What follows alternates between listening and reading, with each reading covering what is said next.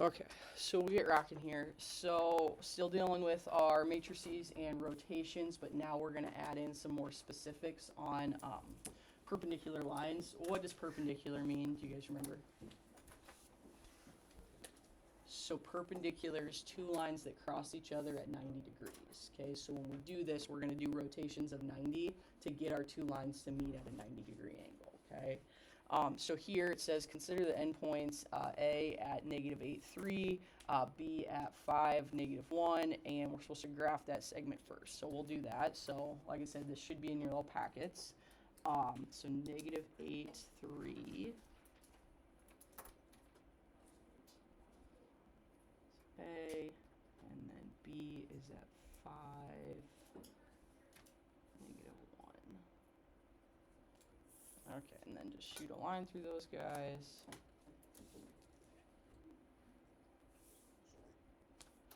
And that's our segment to start.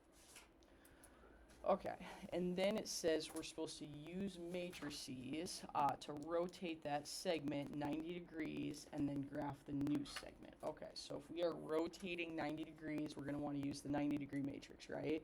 So the one for 90 degrees should be 0, 1, -1, 0. And then we're rotating our original ordered pairs here, the A and the B. So I just make a matrix with those two ordered pairs, A and B. So A is at -8, 3. B is at 5, -1. And then I would just put that in our calculators and see what it kicks out. So I would just go to my calculator then. Go back to our matrix. Edit our first one there, 2 by 2, and we need multiply by 90, which I've already got actually typed in there. So 0, 1, -1, and 0 is the one we just used on the questions from the book page. So I can go second quit, second matrix, edit the second one. So go down to B. Here for it, we got 2 by 2 again, and then we'll go -8, 3, 5, -1.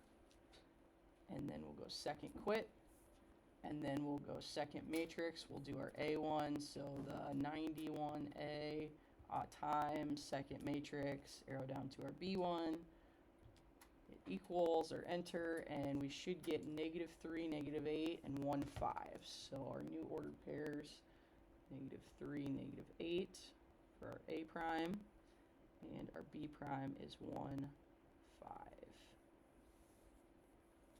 And then I would just take those points and graph those as well, which I think they don't. Oh yeah, graph the new segment. So -3, -8. A prime, and B is at 1, 5. And then again, I'd shoot a line through there to make those segments.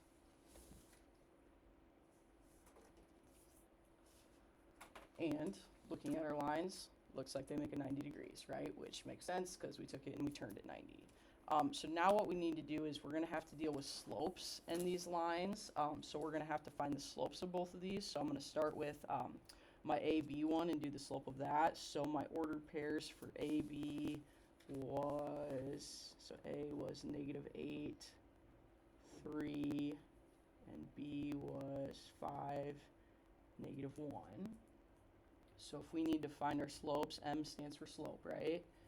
We go y minus y over x minus x. So there our y's would be 3 and -1. So it would be 3 minus and -1 over. And then if I choose 3 first for the y, got to choose -8 first for the x because I got to pick from the same order pair. Minus 5. So that would switch to plus, so that would be 4 over -13 for our slope of the first one. And then I would just do the same thing for the slope of the other one there. So A prime, B prime. So A prime was at -3, -8. B prime was at 1, 5. And I just do the same thing, find our slope. So it'd be M is equal to Our y's would be -8 minus 5 over our x's would be -3 minus 1. So that would be -13 over -4. And if it's a negative divided by a negative, wouldn't that just make that a positive? 13 over 4? Yeah, so now that is my slope of my prime one. So now looking at those slopes, what do you notice? Yes, so the numbers are the same and they're switched over. What else? There's one more thing. The negative. So when we have perpendicular lines, and this is going to be the next thing we write down here, we talked about this in geometry a little bit and probably a little in algebra too. Whenever you have perpendicular lines, you take your slope and you flip it and you switch the sign.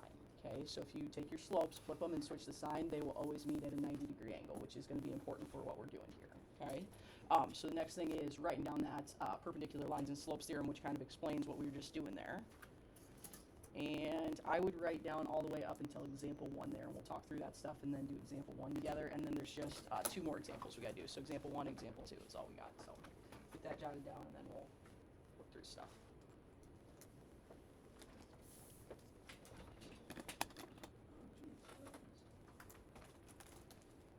We're just moving right along. The first thing was an activity, so we didn't have to write anything. It was just, I'll get it scanned later and put up.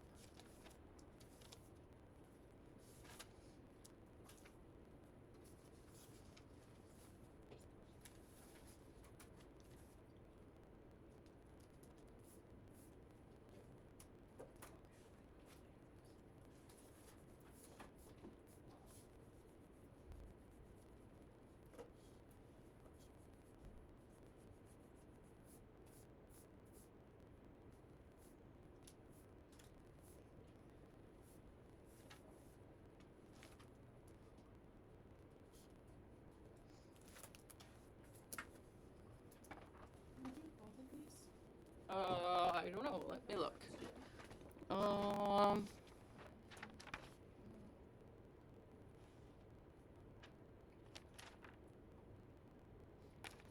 So I would just do the last. So there's 3 different things listed there. There's part 1 on page 274, part 2 on 276. I would just only do the one that's perpendicular lines and slopes theorem without any parts behind it. So I would just do the second one listed there. They're all saying the same things. They're just saying them in opposite orders. Like you remember our if and only if stuff we talked about in geometry where you can go both ways. They're just saying it in both ways. I don't know why they are, but. So don't do the part 1 then? You don't have to. You can either do part 1 and part 2 or just the whatever the last one is listed. Either way is fine. They all mean the same thing. It's just if you got perpendicular lines, the slopes multiplied by -1. If you got slopes that multiplied by -1, it's perpendicular lines. They just switch them around. Yeah.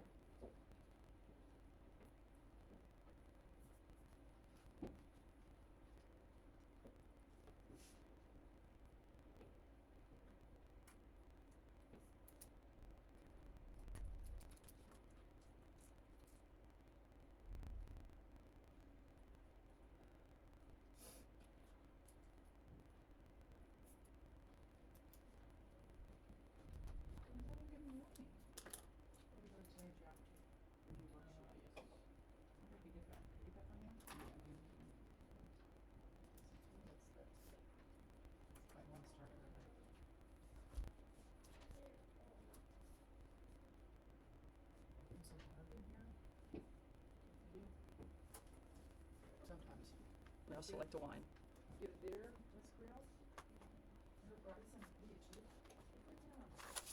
No, not good for him. Wolf Trail needs a beer. Oh, well, yeah, but How many want? maybe 5. I don't know if they'll get started on them or not, but we'll try. So, perfect, thank you. Yep.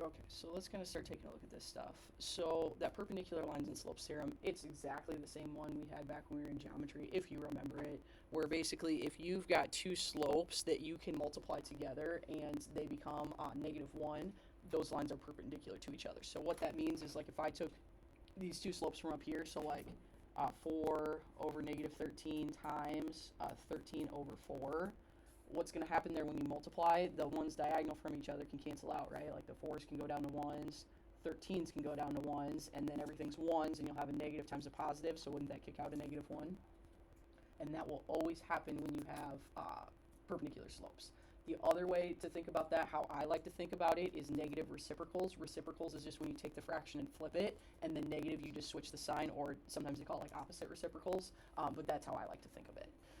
And then just a reminder, when you are multiplying a new matrix, that always goes out front. So whatever your action is you're doing to it, like the rotation of 90 degrees or whatever, that's going to go in front of your ordered pairs that you're using for like whatever the points are, just like we did there. Okay, so the order on that's a little bit important. And then calculating a midpoint. So you may have done this in the past or seen this formula before, but to find the midpoint or the halfway point between 2 points that are on a graph, what you can do is you can add your two x values together, divide by 2, add your two y values, divide by 2, and that'll give you the halfway point as an ordered pair, so like x and y, that you can use for whatever you need to do. Okay, so next thing here, they want us to find an equation, so this should be in our example packets again. Find an equation for a line perpendicular to that line that goes through the point, and the point for some reason didn't even get on there. I don't even know where the point disappeared to, but the point we're supposed to have on there is -2, 7. Did you guys have the point on there or not? Just got deleted when I put it on there. Okay, anyways, we're going through the point -2, 7. Okay, so what we have to do first here is we have to think, okay, well, currently my slope is what? The 2 over 3, right? So currently my slope is 2/3. If I want the slope that's going to be perpendicular to that, what do I do? Yup, flip it. So the 3's on the top, 2's on the bottom. What else? Make it a negative, yep. And it doesn't really matter which one you make negative. It could be the 3, it could be the 2, or it could just be out front. Doesn't matter as long as you just got one negative in there, okay? Or if it was negative, switches to positive, okay? So that's the slope we're going to want to use because that's our perpendicular slope. Now we want to go through this point here. Do you guys remember the formula for point slope? That'd be an easy one to use here. So that's the one where it's the y minus our y coordinate is equal to m times x minus our x coordinate.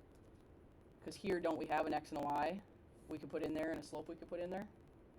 Yeah, so I would just take that stuff and I would just take that slope of -3 over 2, put it into the m spot, x minus and y minus, and then you would just take your y that they give you there in that ordered pair, 7, put that behind the y minus, and then the x is -2, so x minus -2, which if it's minus and negative, what's that switch that to?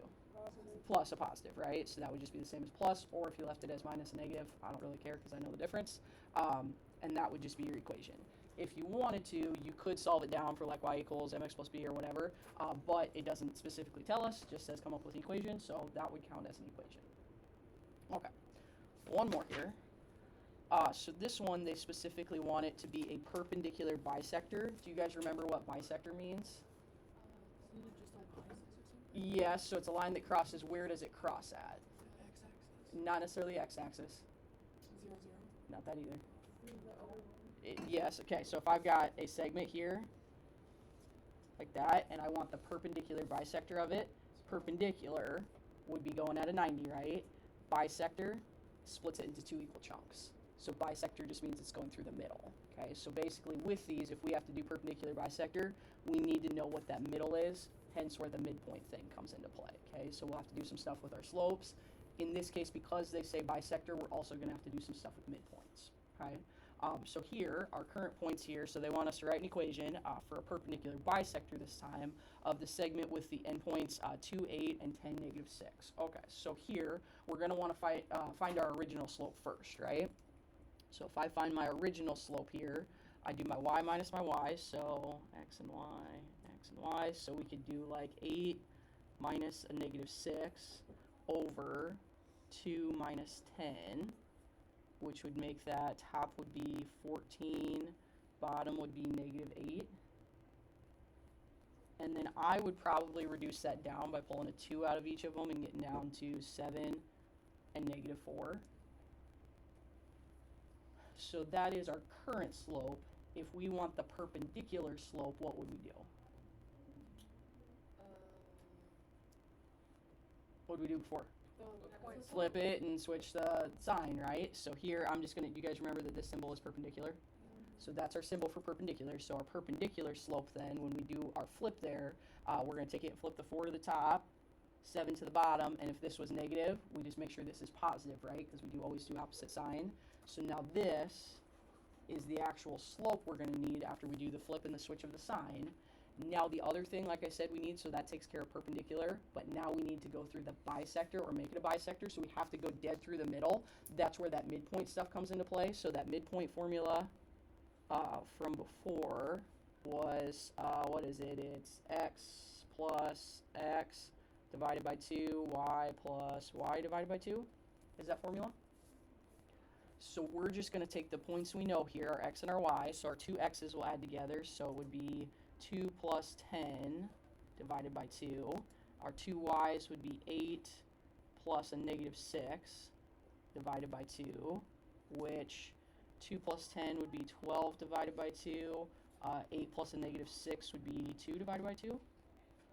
So ordered pairwise, that would come out as 6 and 1. So that point then is our midpoint, so that's where it's got to go through. So before, on the last example, they told us just a point to go through. Here we had to come up with it because we needed dead down the middle. So now, if we've got a point and we've got the slope, can't we use our point-slope equation we used on the previous one? Yeah, where it's the y minus y is equal to m, whatever. So if we do that, it would be y minus our y coordinate. So again, we're using our midpoint one we just found. So 1 is equal to, we're using our new slope that we found for the perpendicular. So the 4/7, parentheses, x minus, and then our x coordinate that we found was the 6. So just -6. And again, you can just end your equation at that, like you don't have to worry about solving it out any further because they just want an equation. Okay? All right, so that's it for that. So you got that book page there for tomorrow.